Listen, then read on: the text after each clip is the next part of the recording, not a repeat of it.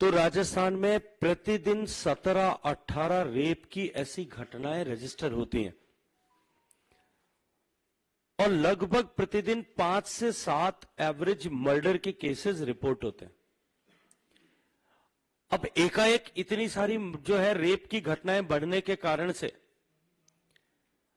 मुझे लगता है कि वो दिन निश्चित ही लोकतांत्रिक राजस्थान के इतिहास का काला दिन होगा कि जिस राजस्थान में रिश्तों की इतनी महत्ता है,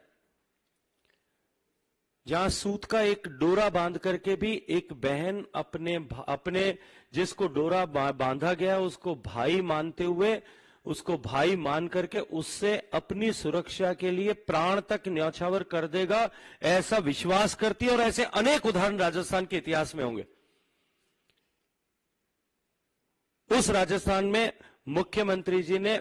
जो है मीडिया के सामने चर्चा करते हुए यह कहा और राजस्थान के रिश्ते नातों को शर्मसार किया कि रेप की अधिकांश घटनाएं रिश्तेदारों द्वारा ही कारित की जाती हैं। उस राजस्थान में भाई बहन के रिश्ते को शर्मसार करते हुए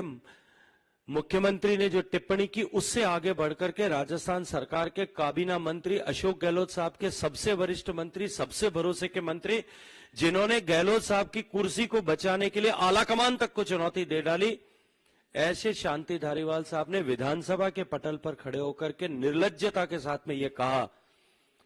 कि राजस्थान में रेप के मुकदमे ज्यादा इसलिए होते हैं क्योंकि राजस्थान मर्दों का प्रदेश है। और दुर्भाग्य है कि जब वो निर्लज्जता के साथ में ये स्टेटमेंट दे रहे थे तब उस विधानसभा के मंदिर में बैठे हुए कांग्रेस पार्टी के सारे विधायक ठहाका लगा करके हंस रहे थे और टेबल पीट रहे थे। रिश्तों को शर्मसार करने वाली इन सब परिस्थितियों के बीच जिस तरह से राजस्थान में एकाएक पिछले दिनों में इस तरह की घटनाओं की सुनामी आई है, मैं केवल बाढ़ कहूंगा तो मुझे लगता है कि मैं राजस्थान में हो रही घटनाओं, राजस्थान की माताओं बहनों की अस्मिता के साथ में जिस तरह से खिलवाड़ हो रही है उसके साथ में न्याय नहीं कर पाऊंगा,